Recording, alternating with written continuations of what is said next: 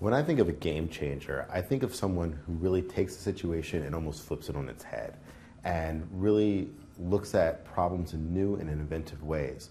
Someone who literally changes the game. And if you want to, it makes me think of a sports analogy, it makes me think of someone like a Kobe Bryant, someone like a LeBron James, that player that you have who literally changes the way that you approach a game and the way that you strategize about how to win it.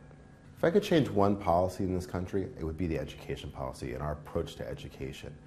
We've dealt with the same problems for the past 30 to 40 years, and we've seen a gradual decline of our strength of our public schools, of our teachers, of our ability to teach core elements such as science, technology, engineering, math. This country needs to revisit how we educate ourselves. We need to revisit how we educate our teachers. And we need to revisit how we prepare ourselves for the future. I think there's only really one principle that guides me, and that's to have an impact and to have a positive impact both in my community and in the world around me. And I think that being guided by that, then it spreads and it grows. So when you have that goal of saying, how do I make the world a better place? When you wake up thinking about what is that one thing that I'm going to do, that I'm going to contribute today to advance the goal, whether that is simply connecting one family to a new product, whether it is writing an article and looking at how different policies affect one another, whether it's actually going out there and changing policy. You are advancing the ball, you're changing the game, and those bricks, one by one, eventually build the house. I mean, quite simply, we spend too much time thinking about how we're going to make a change. We spend too much time strategizing and planning. We don't spend enough time doing. And if you want to make a change, no matter what it is, you have to get off the couch, you have to turn off the TV, and you have to get outside and you have to do it. Get your hands dirty.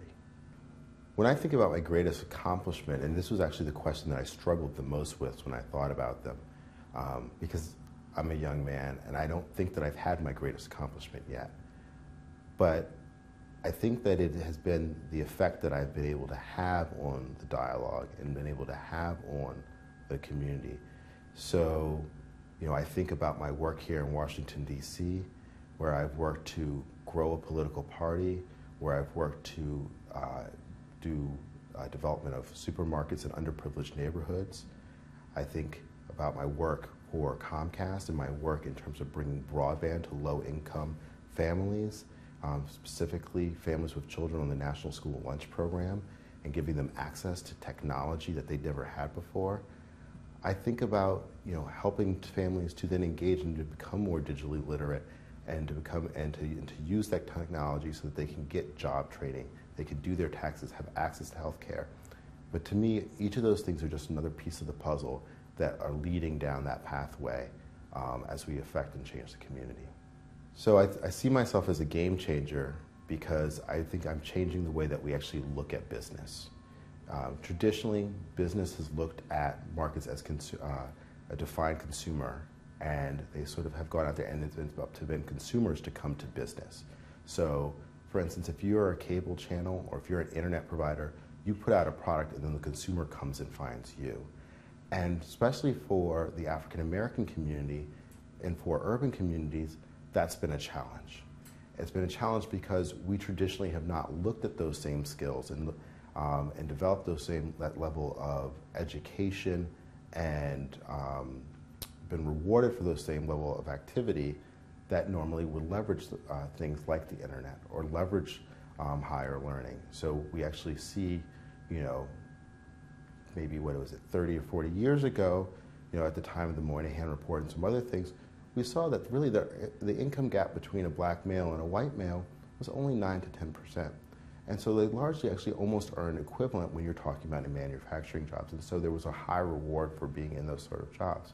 With the death of manufacturing and the demise of the African American middle class, that mindset is still there, that manufacturing and and building and working there is where the reward is, but there has not been that same shift in terms of using technology, getting an education.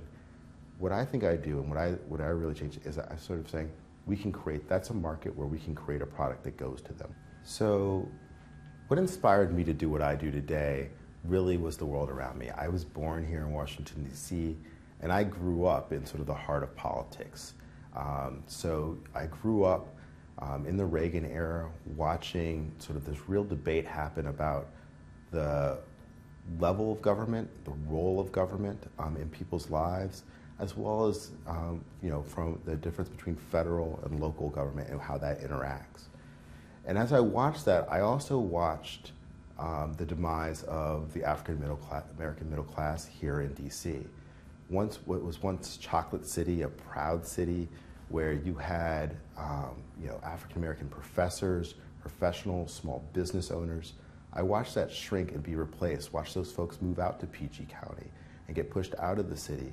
I watched the Southwest dried up and died, and as the crack epidemic took over, I watched as our public school system went to from a place where it was graduating and sending people to college, in the 80 and 90%, to a place that was lucky to have a 50% graduation rate. And I said that there was something wrong here. That encouraged me first to run for office. I ran for city council here in Washington, D.C., and then it encouraged me to get involved in the political process to change it and to say, how can we reinvest ourselves in the community, stop asking the same questions, and start providing answers? For those of you who don't know me, my father is Juan Williams. He's currently a host on Fox News, as well as a writer for the Washington Post, The Hill, formerly of NPR. And my father was actually born in Panama, in a small city called Cologne.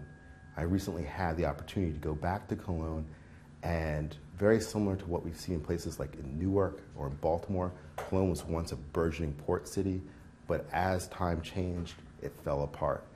And seeing that environment that he was born in and that he was raised in, places that make slums here in America look like mansions.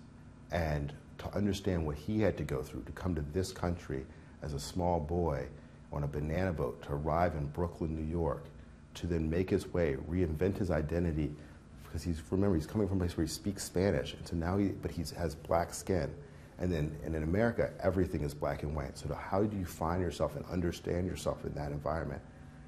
To then earn scholarship to go to a great high school, to leverage that, to be able to go to Haverford College, and then to make his way to now become one of the premier African-American journalists in this country.